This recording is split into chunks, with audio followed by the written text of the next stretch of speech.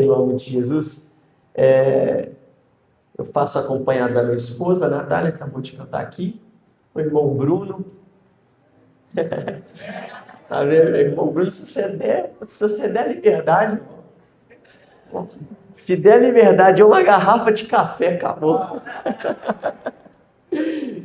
Ele é uma bênção, serve conosco na igreja onde nós somos pastoreados pelo nosso pastor-presidente Samuel Souza. Nós servimos ao Senhor na ADEC, Assembleia de Deus de Esperança em Cristo, ali no bairro Santa Terezinha. Trago o abraço da minha liderança para os senhores, em nome de Jesus. A Maria Antonella já subiu, irmãos, lá para a salinha, porque se a Maria Antonella ficar aqui no meio do culto, a mãe não consegue prestar atenção. Ela é pentecostal. Ela é uma bênção, graças a Deus. Queridos, estou desejoso de ouvir a voz do Senhor. Você está também? Então você que pode, fica de pé em nome de Jesus. Natália, pega me dá o outro celular que está dentro da bolsa. Aleluia. Quem trouxe a espada, maneja ela. Deixa eu ver.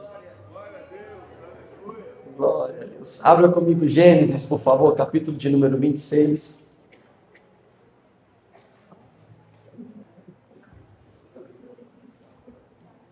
Glória a Deus. Gênesis, capítulo de número 26.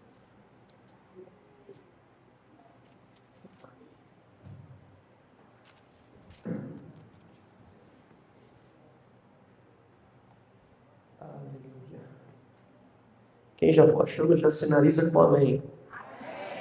Glória a Deus. Capítulo de número 26. Eu quero fazer o uso de 2 versículos com vocês em nome de Jesus. Tem como diminuir só um pouquinho o ventilador, porque senão ele vai brigar comigo aqui.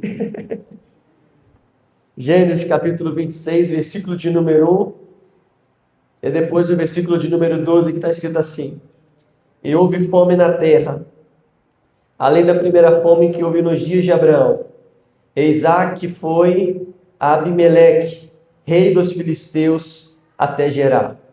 Versículo 12: Então Isaque semeou naquela terra, e recebeu no mesmo ano 100 vezes mais, e o Senhor o abençoou.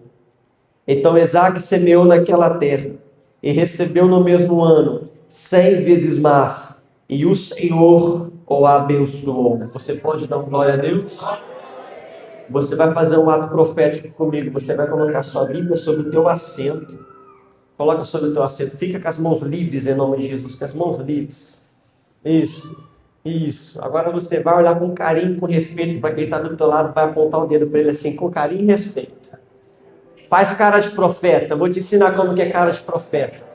É aquela cara de quem ainda não comeu bolo na casa da viúva, que está com fome, isso. Faz cara de profeta, isso, franza a sobrancelha assim, isso. Aí você vai falar assim com ele agora, ó. Se conversar comigo na palavra. Não, você não falou, de novo. Se conversar comigo na palavra. Isso, de novo, fala, de novo. Se conversar comigo na palavra. Fala assim com ele. Eu te repreendo em nome de Jesus. Deixa eu ver quem trouxe mão para aplaudir ao Senhor nessa noite. Aleluia. Glória a Deus.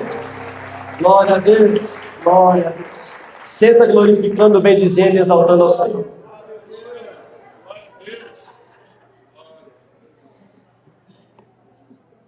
Glória a Deus. Eu ouvi dizer que essa igreja é uma casa de avivamento. Cadê o povo pentecostal? Aleluia. Irmão, tu está na Assembleia de Deus. Fica à vontade. Deixa Deus tratar o teu coração nesta noite em nome de Jesus. Amém? Graças a Deus. Querido, eu preciso um pouco da sua atenção. Eu quero ser breve e bem fiel ao que Deus colocou no meu coração para compartilhar com você. E eu preciso que você redobre a atenção, pelo menos durante a palavra toda, por favor, mas dê uma atenção especial na introdução para que você entenda o que o Senhor quer falar comigo e contigo nesta noite. Eu conto com a sua ajuda em nome de Jesus. Amém. Deus abençoe. Queridos, na Bíblia, o tema frutificar, ele está profundamente ligado a um propósito de Deus para com a humanidade. Desde o início da Escritura, em Gênesis, Deus estabelece ele estabelece o princípio da multiplicação. Isso fica evidenciado quando ele olha para aquilo que ele havia criado. Ele cria Adão, ele cria Eva, e ele lhe dá uma palavra de um princípio. O princípio da multiplicação que Deus aplica a eles é: crescei-vos e multiplicai-vos. Desde então, o homem tem o dever de tudo quanto aquilo que ele toca precisa gerar, precisa produzir, precisa manifestar grandeza. Assim, frutificar não está apenas ligado na órbita material, mas ele também está ligado diretamente sobre povoar a terra. Deus faz uma promessa a Abraão, e a promessa que Deus endereça a Abraão é que sobre ele edificaria todas as famílias da terra, todas as nações. Isso fica manifesto aqui porque ao longo da narrativa bíblica, frutificação ela aparece como consequência de uma aliança, como consequência de uma obediência e mais ainda, a manifestação da presença de Deus entre o homem. A vida dos patriarcas como Abraão, Isaac, mostra que Deus, ele é capaz de fazer gerar com abundância em terra de escassez. Isso fica manifesto que a soberania de Deus, ela é independente. Deus, ele não depende do ambiente para que ele faça você ser bem-sucedido naquilo que ele disse. Ele não depende do governo, ele não depende do Estado. Deus é soberano, por ser soberano, a sua palavra é a maior e ela é irrevogável. Por ser soberano, tudo aquilo que ele fala torna-se realidade. Haja vista Gênesis capítulo de número 1. Ele vai liberar a sua soberania no primeiro versículo do texto, quando ele diz: haja luz e houve luz. Por quê? Porque ele é soberano. A sua palavra não depende de situações para que ela possa estar no eixo principal daquilo que deve ser executado ou não. Ele é soberano. No Novo Testamento, essa ideia ela ganha sentido através do personagem principal, que é Jesus, o nosso Cristo. Ele traz para com os seus discípulos a necessidade de estar juntamente vinculado a ele, porque dele passaria a existir aquilo que era por base para que eles pudessem crescer, para que eles pudessem multiplicar no teu chamado, multiplicar no seu ministério. Ele está agrupando para que eles possam entender que a partir da palavra que vem de Cristo e passa por eles, fará com que aqueles que lhe ouçam despertem nele a mesma necessidade que eles tiveram em ouvir aquilo que o Messias havia liberado através de um convite. O convite qual ele faz para o seu discipulado, e é muito simples, mas é um convite irresistível. O convite que o Messias libera é e ele é: siga-me. Todas as vezes que ele encontra com aqueles que ele queria ingressar no teu chamado, no teu ministério, para a escola dos apóstolos, para a escola dos discípulos, ele faz este convite: siga. Ele encontra agora com Pedro. Pedro acaba de estar em um alto do mar e ali ele vem de uma noite cansativa de pesca. Deus, através de Jesus, olha para com Pedro e ele libera um convite. O convite é: Pedro, siga-me e eu tornarei você não pescador de peixes, mas eu tornarei você pescador de homens. O que é isso? Princípio da multiplicação. Ele é a fonte inesgotável, mas o fato dele ser a fonte não impede de que ele compartilhe aquilo que ele tem. Por quê? Porque evangelho não é abastecimento, o evangelho é multiplicação. Isso fica manifesto no capítulo de número 26. E eu preciso que você entenda. A prova da fé em meio à crise é um tema recorrente. A prova da fé ocupa um lugar central na formação espiritual do povo de Deus. Desde o Antigo Testamento ao Novo Testamento, Deus utiliza da crise não apenas como consequência do pecado original de Adão, mas ele utiliza da crise para manifestar ao homem, através deste momento, que ele é pedagógico.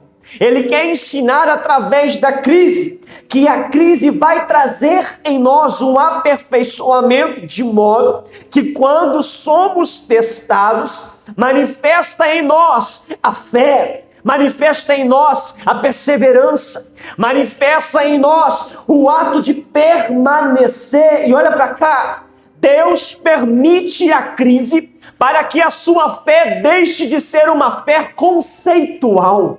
Deus permite a crise para que a sua fé seja provada e nela manifeste autenticidade. Ele permite a crise para que você experimente daquilo que você sempre pregou. Ele permite a crise para que os cânticos que você canta sejam experimentados e vividos por você. Quem aqui que faz uso da palavra nunca falou sobre perda, sobre dores, sobre luto, e Deus te fez experimentar desta palavra pregada, vivendo a dor, vivendo o luto?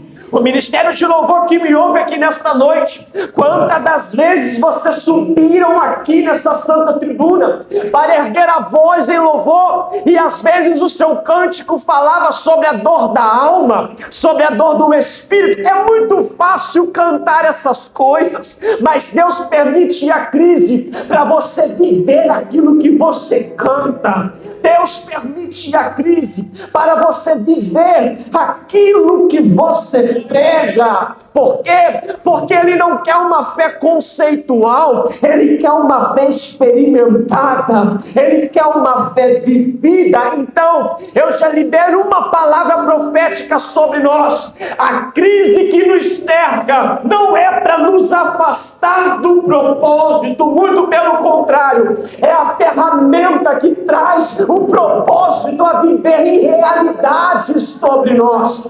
Eu não sei como você entrou aqui nesta noite. Eu não sei como vai a tua alma. Eu não sei como vai o teu coração, mas eu vim com uma palavra. Se você está debaixo de uma fase de crise, aguenta firme, porque a vontade de Deus vai se manifestar no seu meio, aleluia, vai se manifestar na sua vida. Isso não é para te parar, isso não é apenas para te ferir, isso não é só para te arrancar lágrima, é Deus dizendo: eu estou envolvido com você 100% nesse propósito. Oh, glória!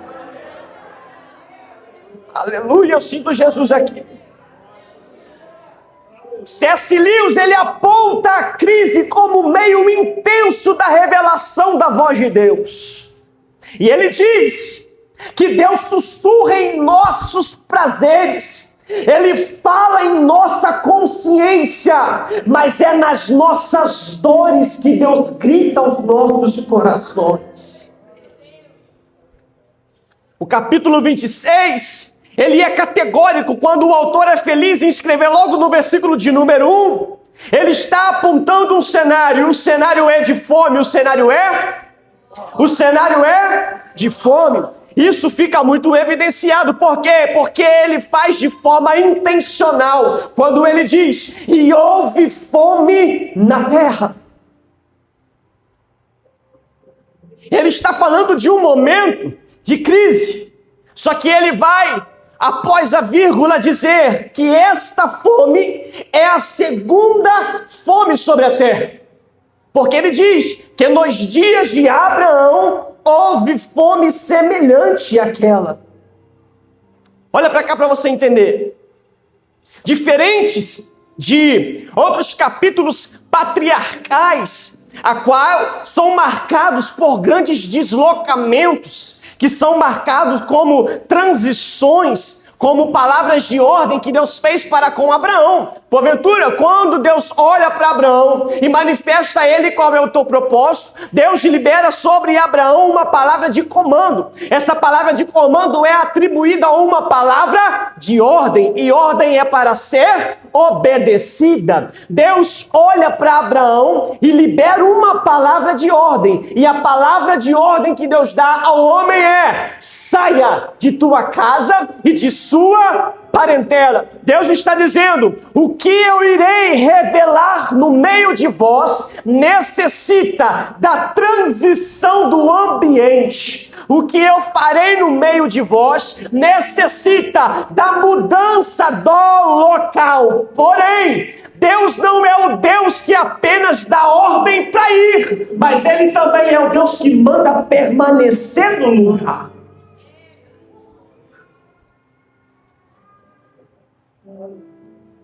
Enquanto, para com Abraão, Deus olha para ele e diz: saia. Quando chega nos dias de Isaac, quando o escritor faz menção da segunda fome sobre a terra, é ele dizendo de uma forma muito simplória para Isaac. A mensagem é: Isaac, o que você está passando já se foi visto sobre a terra.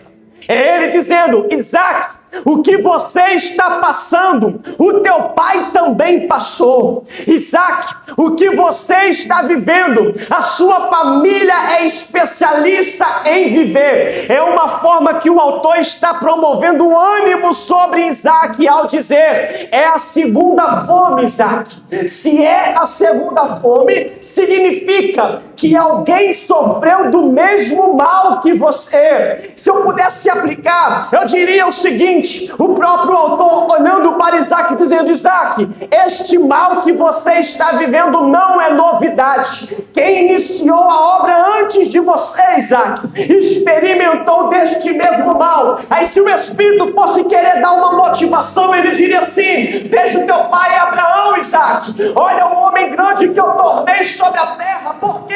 Porque a fome não matou ele. Eu vejo o Espírito dizendo: Isaac, da mesma forma que eu fui com teu pai, eu serei contigo também.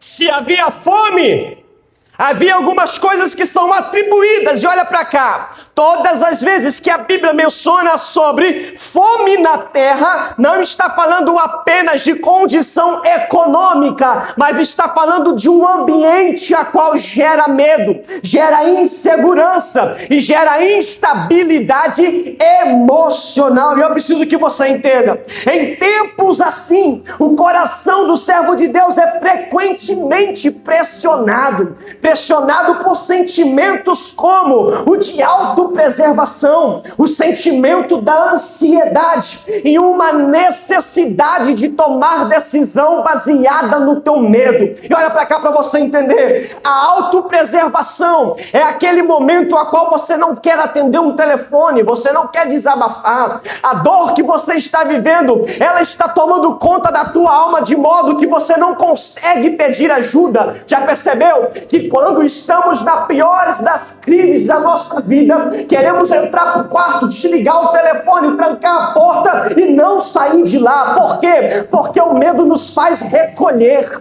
o medo nos faz ausentar de mesas, o medo nos faz arrancar o sorriso do rosto, o medo nos faz entrar para um ambiente a qual a alma está sofrendo, o espírito está com insegurança e parece que a fé não é ativada mais dentro de nós. Quando se junta todas essas emoções, desenvolve em nós aquilo que nós chamamos de ansiedade. O que é ansiedade? A ansiedade é a falta de paz interior. É aquela pessoa que quer e precisa descansar, mas parece que ela não consegue se desconectar daquilo que ela está vivendo. E pior, toda a ansiedade começa de dentro para fora. Quando ele está aqui dentro, a gente até consegue fingir com um sorriso que não é alegre. A gente até consegue fingir com uma palavra de contentamento que não chegou a nós. Só que chega um momento que ela se manifesta de dentro e começa a ser exposta para fora.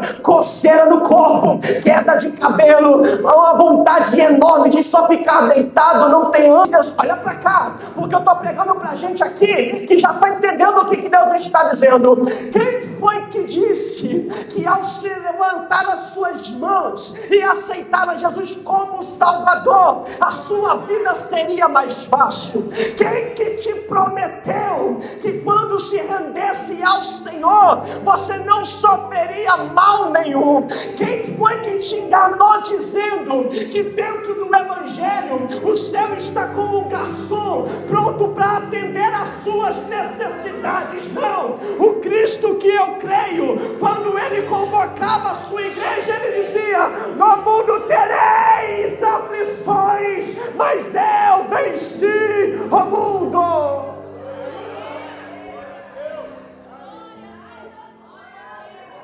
Estou sentindo a graça de Deus aqui. Está devagar e daqui a pouco esquenta e você vai dar glória comigo em nome de Jesus. Esses deslocamentos apressados, meu pastor, quer nos tirar debaixo da vontade de Deus, porque entenda, tem hora que você está vivendo um furacão na tua vida, não por obra da acaso, mas foi a mão de Deus que te colocou no meio do olho. E é normal, por quê? Porque quem está em período de crise quer encontrar estabilidade. Só precisa agarrar em alguma coisa, pastor Márcio, que lhe faça acreditar que vai mudar o cenário. Só que olha para cá, eu lhe dou um conselho, eu tenho 32 anos de vida, sirvo a Deus desde pequenininho. A primeira vez que eu assumi uma tribuna para pregar, eu tinha 7 anos de idade, e de lá para cá eu nunca mais parei. E o que eu sempre ouvi dos meus pais da fé, o que eu sempre ouvi da minha avó, que hoje dorme no Senhor, é que a gente precisa ter a maturidade de respeitar as estações que Deus coloca sobre nós. Então, eu já libero a segunda palavra profética sobre você. Não procure estar em lugares, em ambientes, em momentos a qual Deus não te direcionou para que você estivesse. Sabe o que é isso? Eu estou dizendo como boca do Senhor, é melhor estar no vento com Ele, ó glória. É melhor estar no vale com Ele. É melhor estar no baixo com Ele, mas a presença dEle não falta. Eu não sei aqui, mas lá de onde eu venho, tem muita gente fingindo ser o que não é, fingindo viver o que não vive. Mas olha para cá, Deus conhece a tua crise e Ele não quer que você ignore ela, muito pelo contrário, Ele quer que no meio deste vento você levante as mãos e diz: eu sei em quem eu tenho crido.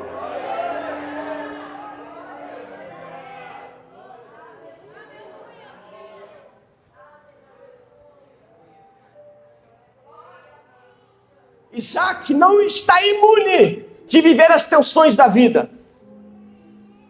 Isaac não está imune de carregar a dor da provação. Só que como homem, provedor de um lar, provedor de uma casa, ele entende que a sua figura é tida como uma figura patriarcal, é tida como uma figura central. Desse jeito, obrigado. Desse jeito, ele precisa encontrar algum ambiente que por algum momento aquiete o tamanho daquela dificuldade. Por quê? Porque Isaac está temendo o futuro. Por quê? Porque Isaac teme a escassez. E como qualquer servo de Deus, ele quer buscar refúgio para encontrar estabilidade. O ponto decisivo está aqui. O ponto decisivo está nesse capítulo. Por quê? Não é a intensidade da crise, porque não é isso que se trata. Mas o que se trata aqui é como Isaac reage diante da crise. E eu sei que se você é leitor de Bíblia, você vai me dizer: pregador, peraí, porque Isaac obedeceu, sim ou não? Sim, mas a obediência de Isaac foi uma obediência imperfeita. Por quê? Porque ele libera uma mentira dizendo que a sua esposa era sua irmã. E ele vai dizer, eu fiz isso para que eu pudesse preservar a ela e preservar a mim. Sabe o que é isso? Atitude de quem está desesperado. Só que o problema, sabe o que é? Deus, ele te conhece melhor do que ninguém. Mas ele permite colocar uma pessoa para caminhar contigo que conhece você também melhor do que ninguém. Eu, pelo menos, todas as vezes que não estou bem, tento fingir que estou bem. A Natália, na primeira oportunidade que ela tem para tomar, ela olha para mim e fala, o que está acontecendo? Eu falo, irmãos, 2 pessoas que eu temo e tenho tremor, Deus e Natália, mais ninguém.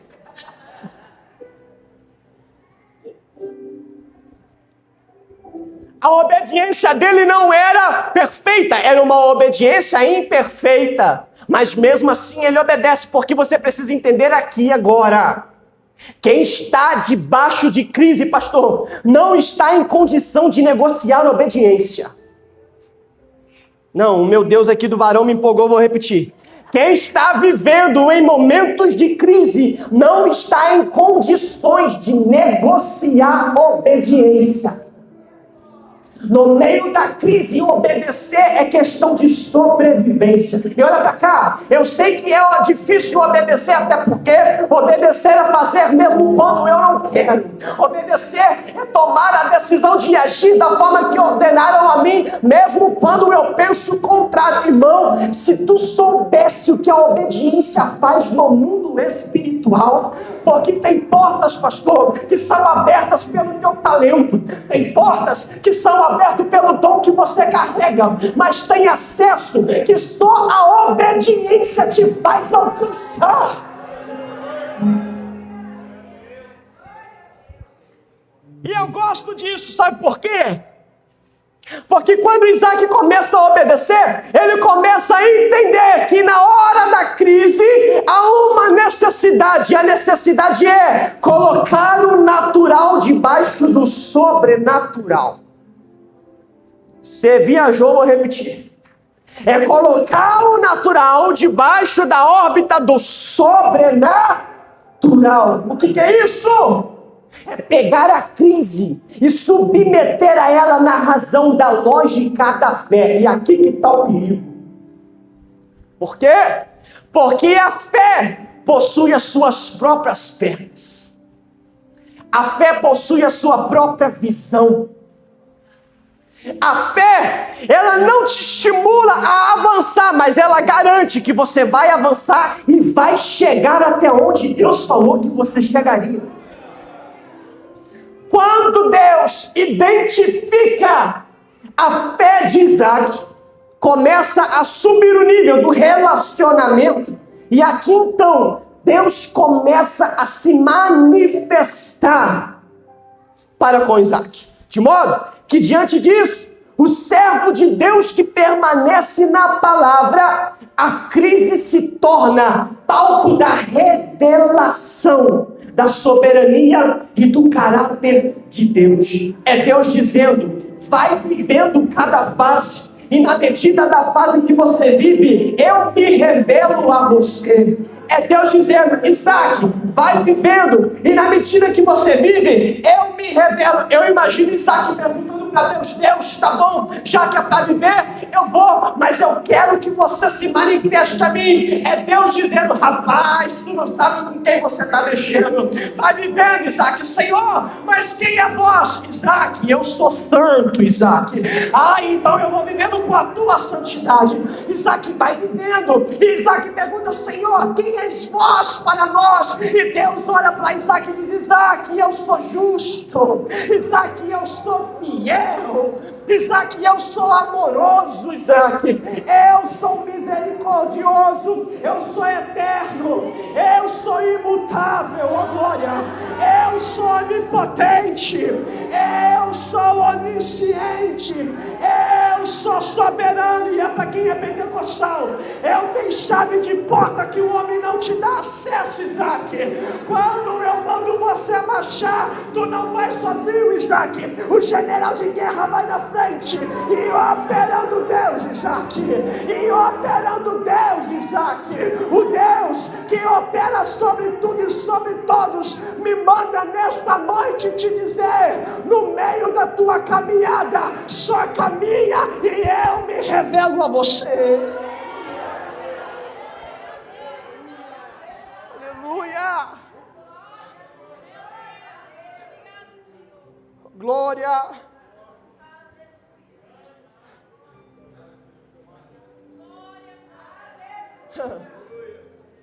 Isaac entende isso. Quando ele entende isso, ele começa a viver o que Deus tem para ele.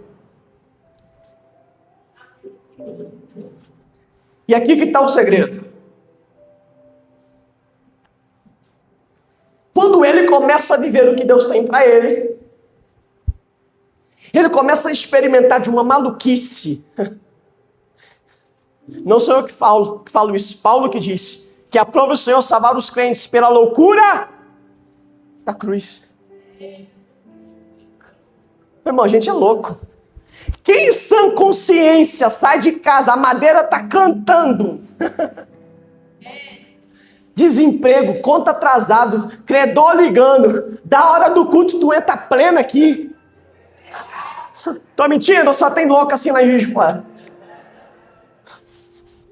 Negócio tá ruim, entra você que parece que quando você passa naquela porta tem um anjo do Senhor que te dá uma anestesia, tu entra anestesiado no estado contemplativo.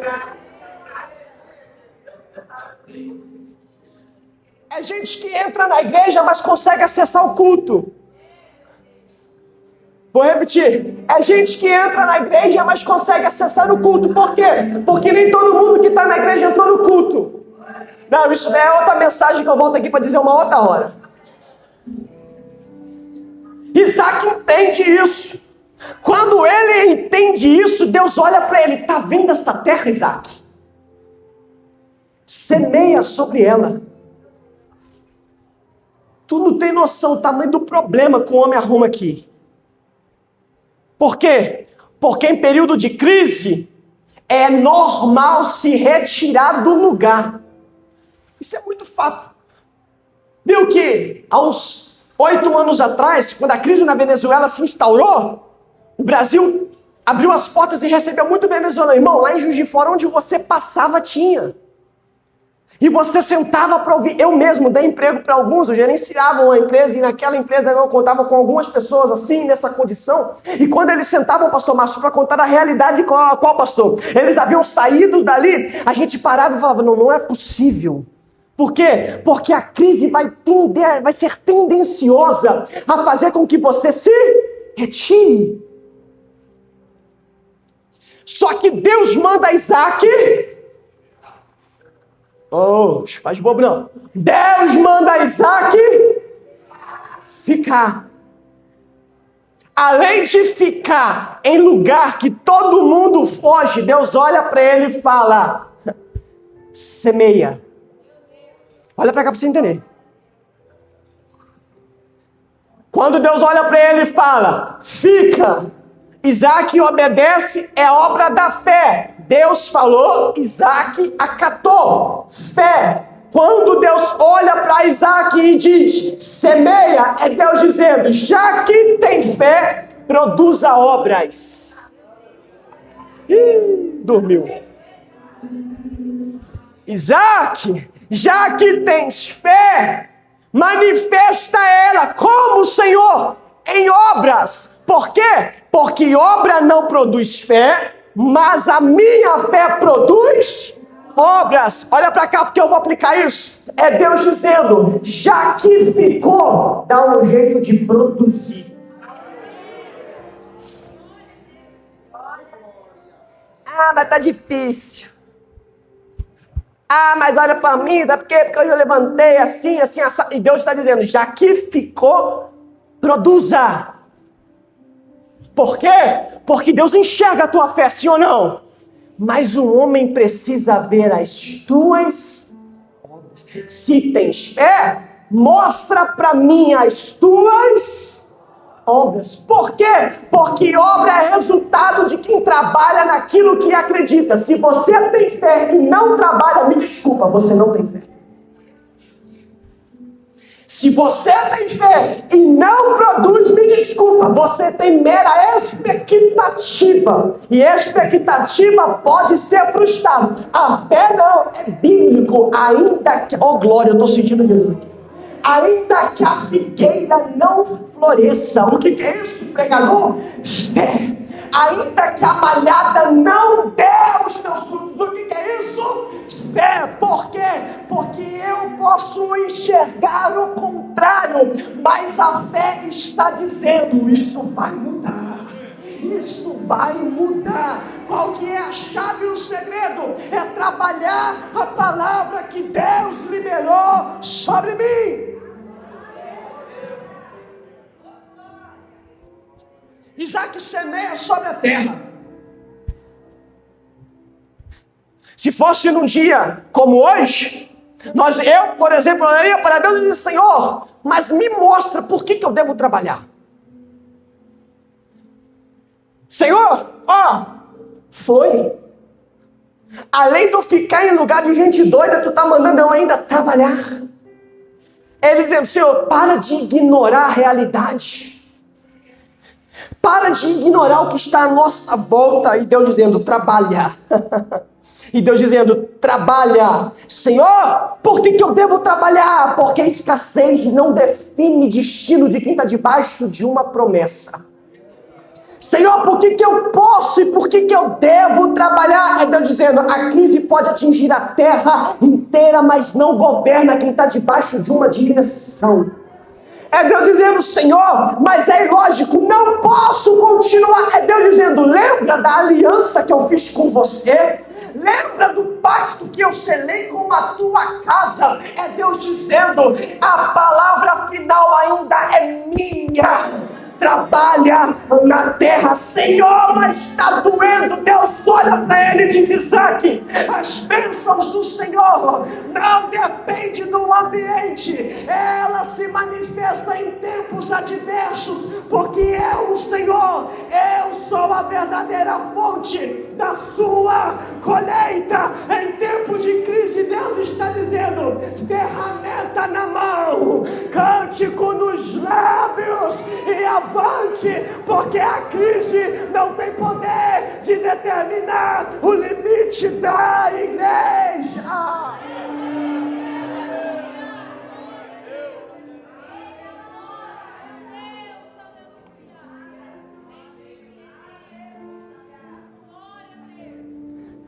Isaac fica, Isaac trabalha. Quando Isaac fica, quando Isaac trabalha, Deus chama Isaac. Sabe o que Deus faz? Deus olha para Isaac no meio da crise e promete a Isaac coisas que ele havia prometido ao teu pai Abraão. Olha que loucura. Isaac fica e Isaac trabalha. Quando Isaac decide ficar, Isaac decide trabalhar, Deus libera sobre ele palavras. Deus garante a Isaac: Isaac, eu garanto, eu serei contigo. Deus está dizendo: não faltará minha presença.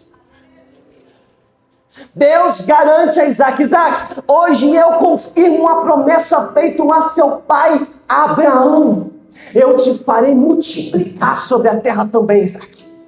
É neste cenário que Deus olha para Isaac e determina: Isaac, eu vou te fazer experimentar de livramento, Isaac. Por quê? Porque enquanto alguém está dizendo que na crise devemos abandonar aquilo que nós havíamos iniciado, Deus está dizendo: não, é na crise que você deve ficar e terminar aquilo que você iniciou. Quem não trabalha quer interromper o trabalho de quem trabalha. Por quê? Porque o trabalho dele me incomoda.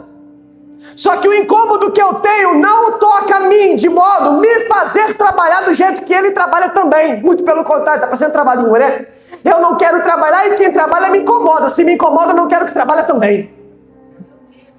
O que é isso? É gente que puxa para trás.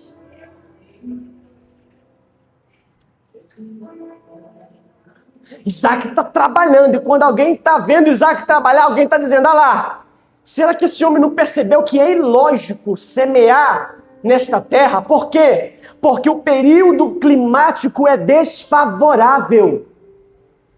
Alguém está dizendo, ele está sendo irresponsável, porque lançar a semente sobre esse solo é condenar a semente à morte, porque não vai vingar.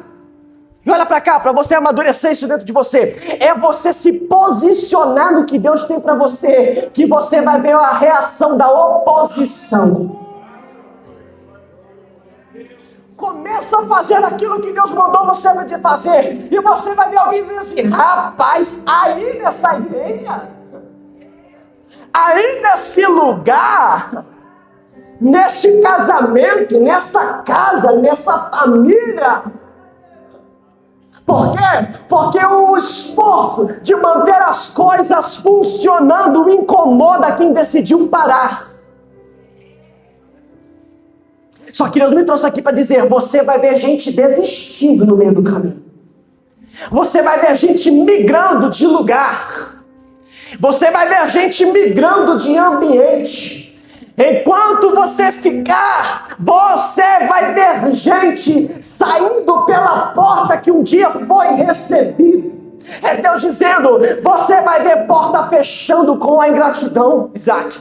Você vai ver julgamento, porque você decidiu inclinar os teus ouvidos da minha voz. Olha para cá, é você decidir ficar firme naquilo que Deus te falou, que você vai ver gente dizendo assim, nesse bairro não dá para morar mais, nesta casa não dá para morar mais, esse casamento não dá para sustentar mais, nesse emprego não dá para ficar nem mais um dia, nesse ministério não dá para permanecer porque eu não cresço, nesse departamento não dá para continuar porque está difícil, vou entregar, nesse pastor não dá para confiar mais porque ele não quis fazer aquilo que eu precisava. Mas hoje eu venho como boca de Deus aqui para liberar uma palavra para você. Deixa quem quiser sair que vá. Você não. Você vai ficar plantado aonde Deus estabeleceu para que você frutificasse. Isso é para você entender. Ele é Senhor Salvador, mas Ele é Senhor Autoridade também. E olha para cá, existem coisas que você só vai acessar quando você me inclinar, baixar a guarda, deixar de questionar e submeter apenas viver aquilo que Ele quer que você viva. O que é isso? Obediência. Obediência. Por quê? Porque existem promessas que estão ligadas diretamente à condição de ouvir. Deuteronômio, capítulo de número 28, versículo de número 1 e 2. Se ouvires a minha voz do Senhor teu Deus, tendo cuidado de guardar todos esses mandamentos, todas as bênçãos virão sobre ti. Isaías, capítulo de número 1, versículo 19. Se quiserdes e me ouvirdes, comereis o melhor do fruto desta terra. Evangelho de João, capítulo de número 15, versículo 7. Se permaneceres em mim e as minhas palavras permaneceres a vós, pedireis e vos será feito tudo quanto quiseres. 2 Crônicas, capítulo de número 7, versículo 14. E se o meu povo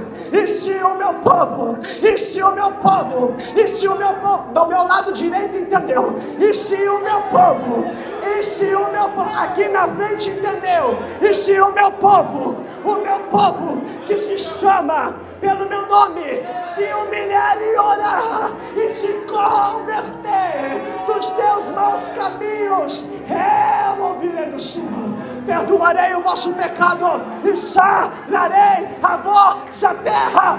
Fica aonde Ele te plantou.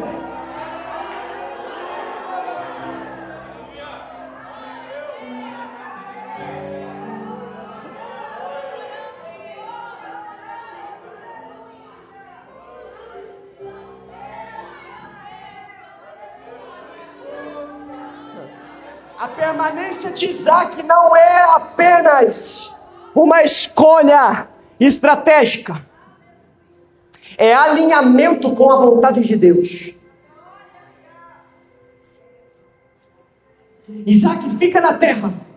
Quando Isaac fica na terra, Isaac lança uma semente. Quando Isaac lança uma semente, Deus lança uma semente sobre Isaac.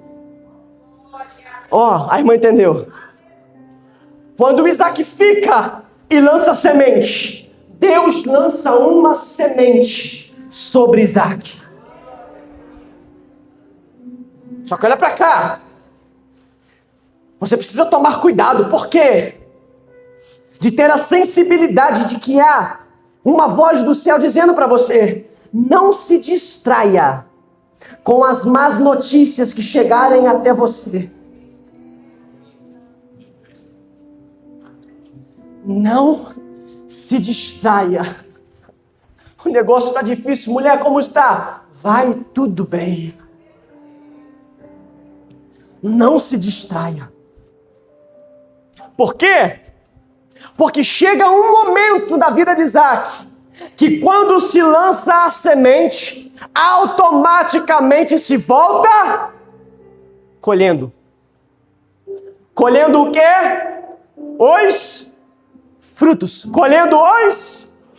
Qual que é o tema? Só que para chegar aqui, precisa resistir o processo de aguardar o crescimento. Quer coisa rápida? O segredo eu te dou: miojo, 3 minutos no micro-ondas. Agora, promessa.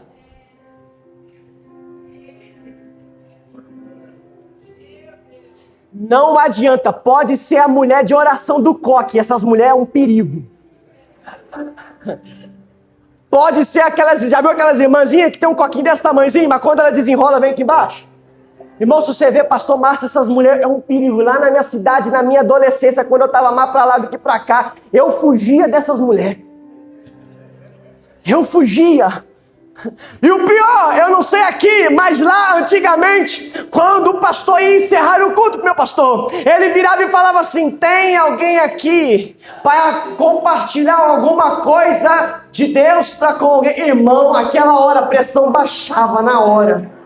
A barriga começava a doer, dava vontade de sair fugido pro banheiro, fugido, mas tem um problema, qual? O GPS dessas irmãs são atualizados. Tu foge de quem for, mas tu não foge de uma mulher dessa.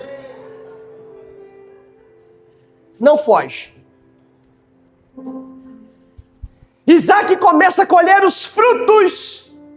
Por quê? Porque ele entendeu que não é só lançar semente. Vou repetir, olha para cá, é ato profético. Não é só lançar semente. Porque tem gente que recebe, meu pastor, uma palavra, e quando ele recebe a palavra, meu pastor, sabe o que ele faz? Ele olha a palavra ali, mas Deus falou.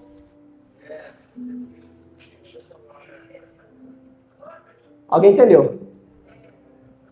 Lá não, o irmão, pelo amor de Deus, irmão, fica... Aí ele olha, não, irmão, calma. Olha lá, Deus falou. Deus falou, irmão.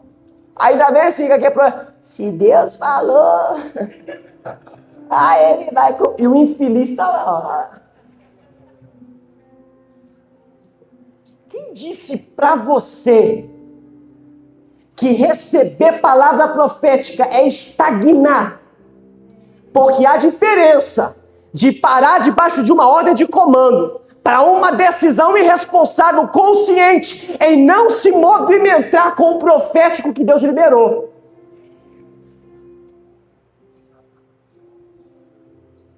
Mas Deus disse que eu seria pregador. Tá bom, quantas vezes tu leu a Bíblia?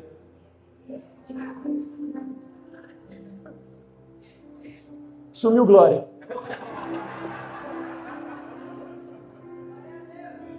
Deus disse que eu tenho o dom do louvor. Tá, e quantas vezes tu quer ensaiar por dia? Irmão, eu nunca vi dificuldade que é para agrupar para ensaio. Misericórdia.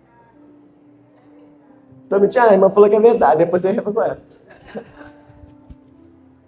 Ele não para, ele está movimentado. movimento. Por quê? Porque ele entende que o ato de lançar a semente envolve a minha compreensão de que o ato do serviço é meu, Deus dá o crescimento, sim, porém, existe uma coisa que se chama manutenção. Por quê? Porque dom e talento precisa ser aperfeiçoado. O que é isso? Manutenção. Isaac respeita. Por Isaac respeitar, eu te disse que Isaac lançou uma semente e Deus lança uma semente sobre Isaac. Eu termino agora. Qual é a semente que Isaac lançou? O fruto. A semente para frutificar. E qual é a semente que Deus lançou sobre Isaac? Eu te conto agora. Versículo de número 12. Então Isaac semeou naquela terra e recebeu no mesmo ano. Vou repetir. Então Isaac semeou naquela terra e recebeu no mesmo ano 100.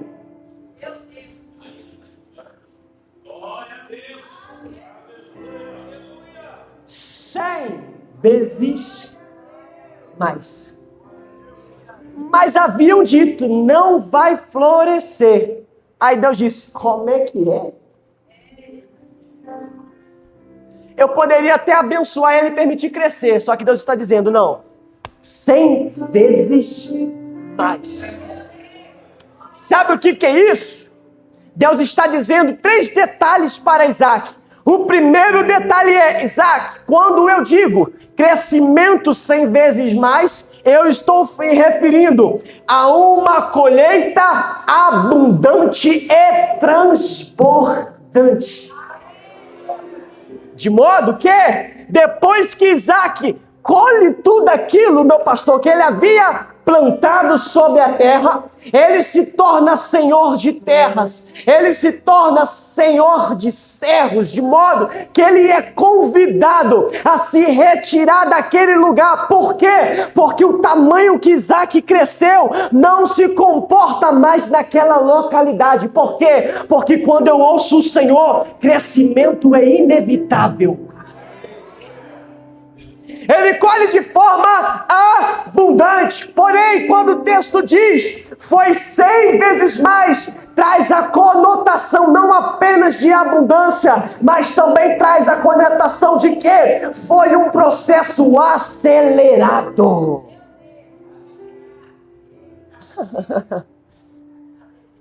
É Deus dizendo, existem processos que eu irei acelerar. Para quê? Para confundir a oposição. E por último,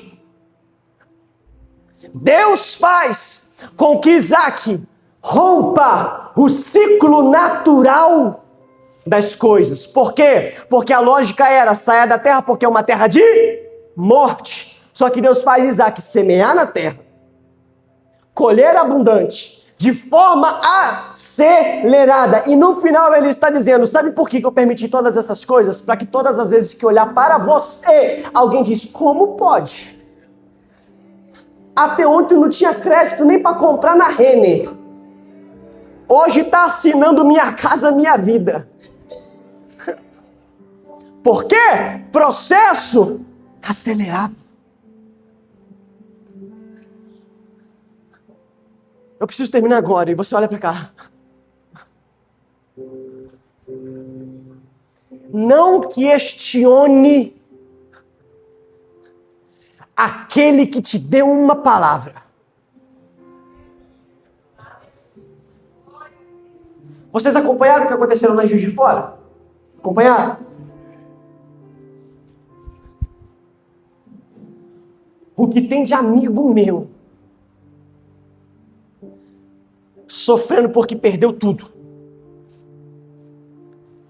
E eu até pouco tempo estava reclamando do apartamento que eu moro, e olha que eu moro bem.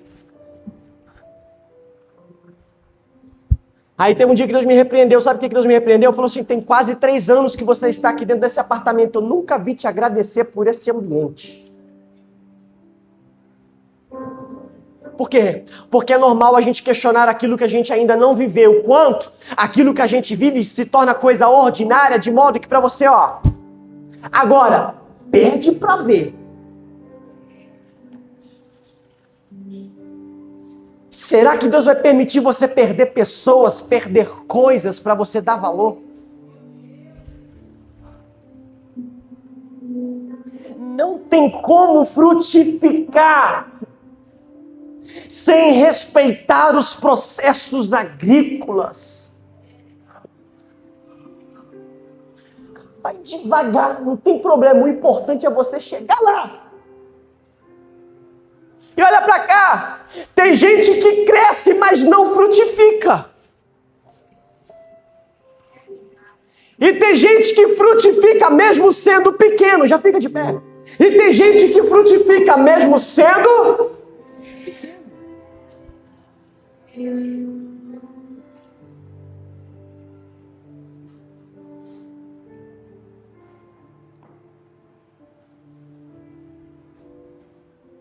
Aleluia.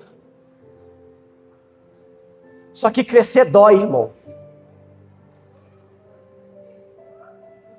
Dar fruto dói, por quê?